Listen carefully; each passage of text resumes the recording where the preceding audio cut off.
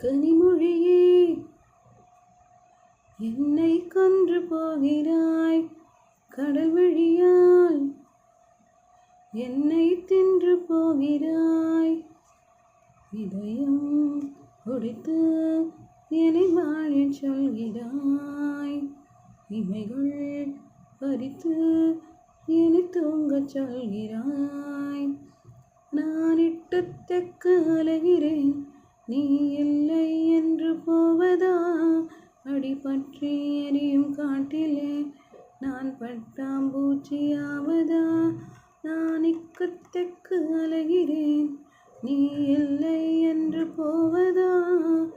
உந்தன் கன்னத்தோடு எந்தன் கன்னம் வைத்தான், நானில் மண்ணில் கொஞ்சம் அடி உந்த கண்ணை குழியில் என்னை புதைத்து வைத்தான்.